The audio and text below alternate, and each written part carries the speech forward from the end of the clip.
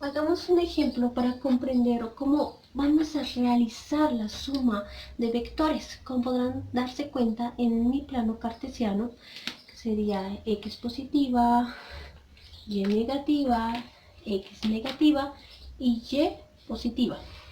En mi plano cartesiano estoy representando un conjunto de vectores, pero me dice el ejemplo. Encuentre la resultante y la dirección de todos estos vectores. La resultante es el resultado de la suma de todos estos vectores. Como podrán darse cuenta, en la estrategia, en el paso 1, es dibujar un plano cartesiano, que ya lo hice. En el paso 2 es dibujar todos los vectores partiendo del origen. Acá podrán darse cuenta que todos mis vectores parten del origen. Y paso 3 es identificar los vectores. Para que no nos confundamos, nosotros tenemos que agregarle nombres a los vectores. Así sabremos de quién vector estamos hablando. Como en este caso yo los voy a llamar por las letras del alfabeto. A este vector lo voy a llamar el vector A, este vector va a ser el vector B, este vector va a ser el vector C, este vector va a ser el vector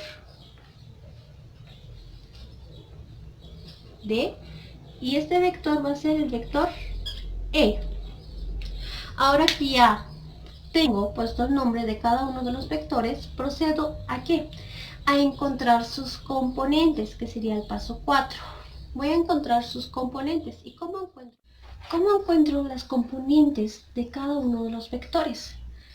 Acá, como podemos darnos cuenta, ya tengo mi plano cartesiano. En el plano cartesiano dibujo el primer vector, que sería el vector A. Recordemos el vector A. El vector A es horizontal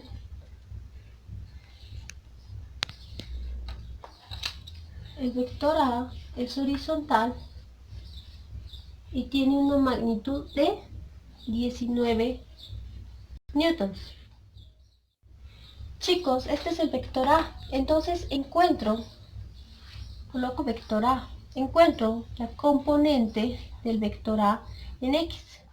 Recordemos cuál era la fórmula para encontrar la componente en X. En este caso va a ser la magnitud del vector por el coseno del ángulo. Y la componente en Y va a ser igual a la magnitud del vector por el seno del ángulo. En este caso, como podremos darnos cuenta, para ahorrarnos el procedimiento, nosotros podremos darnos cuenta que este vector no se mueve en el eje Y, sino que simplemente se mueve en el eje X. ¿Qué quiere decir eso?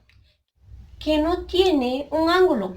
Entonces, si no tiene un ángulo, podemos tomar nuestra calculadora. En este vector, ¿cuál es el ángulo de elevación? Como no se eleva, diremos que tiene como ángulo 0. Entonces, va a ser, en el eje X, va a ser 19, que sería la magnitud del vector, por el coseno del ángulo, que dijimos que va a ser 0 porque no se eleva, está horizontalmente. Entonces el ángulo va a ser 0. Esto es igual a 19. Entonces colocamos 19, ¿qué? Newtons. Ahora en el siguiente, su componente en Y. Otra vez tomamos la calculadora, marcamos 19 por seno de 0. En este caso va a ser igual a 0. ¿Por qué 0?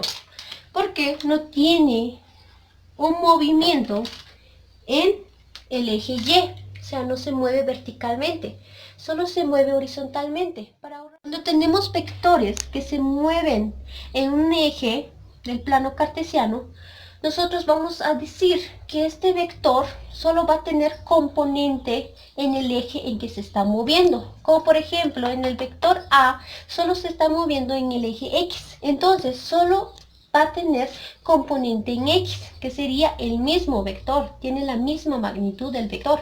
Entonces va a ser 19 newtons. como no se mueve en el eje Y, entonces su movimiento o su componente en Y va a ser 0.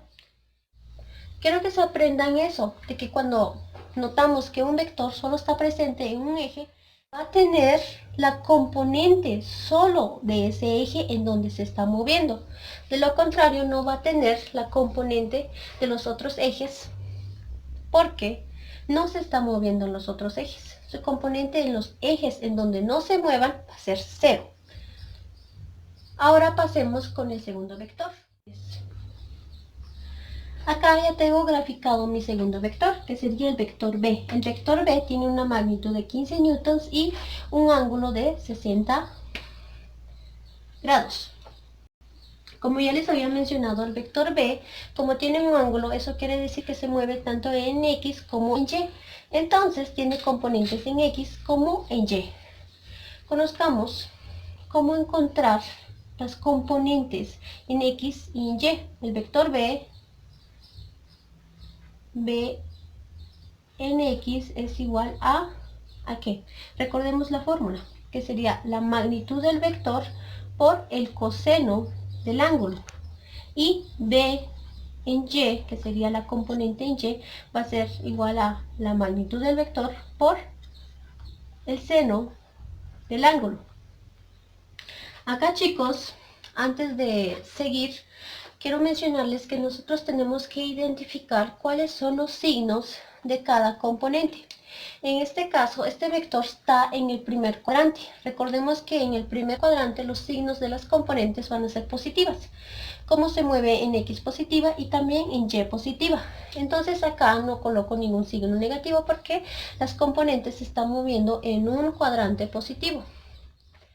Esto es igual a la componente del vector B, que va a ser 15 newtons por el coseno del ángulo, el cual va a ser 60 grados. Y esto es igual a la magnitud del vector, que va a ser 15 newtons por el seno del ángulo, que va a ser 60. Ahora, usando su calculadora, van a encontrar el valor de la componente en X. ¿Cómo podemos encontrar el valor de la componente en X? Colocamos 15 por el coseno de 60 grados. Esto es igual a 7.5 newtons. Y la componente en Y es igual a 15 por seno de 60 grados. Esto es igual a 12.99 newtons. Y encontramos las componentes del segundo vector. En nuestro plano cartesiano podemos observar 5 vectores y nos piden que sumemos los 5 vectores, que sería encontrar la resultante. Ahora, chicos, ya encontré la resultante del primer vector, que sería el vector A, y del vector B. Como podrán darse cuenta, tenemos otros 3 vectores que nos faltan encontrar las resultantes. El vector C tiene una magnitud de 16 newtons, tiene un ángulo de 45 grados. El vector D tiene una magnitud de 11 newtons y un ángulo de 30 grados. El vector E tiene una magnitud de 12 newtons y, como podrán darse cuenta, solo se mueve en menos Y.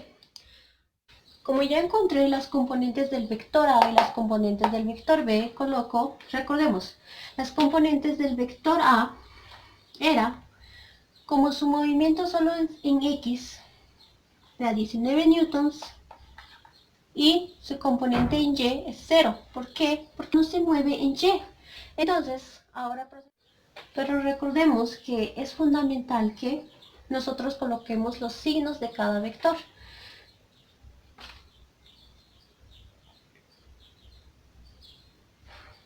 Recordemos que el vector A está en X positiva. Entonces, eso significa que su componente en X va a ser positivo. No lo coloco, pero ya sé que es positivo. Y su componente en Y es también positivo, pero como es 0, no interfiere mucho. La componente del vector b es el siguiente. En x es 7.5 newtons. Recordemos cuál es su signo. Su signo es positivo porque el vector b está presente en el cuadrante, en el primer cuadrante. Eso significa que tanto x como y van a ser positivas. Y la componente en y del vector b es 12.5 newtons.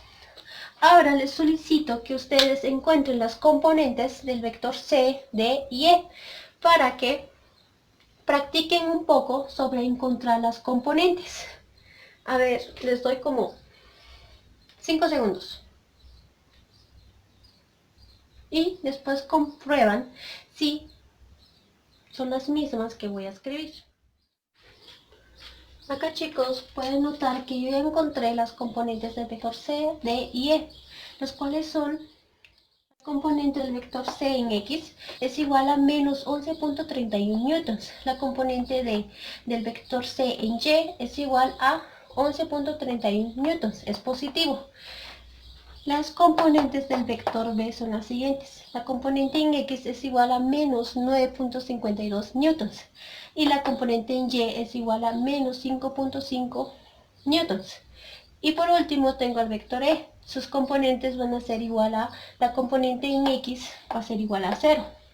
Y la componente en y es igual a menos 12 newtons. Como podrán darse cuenta, chicos, yo ya encontré las componentes.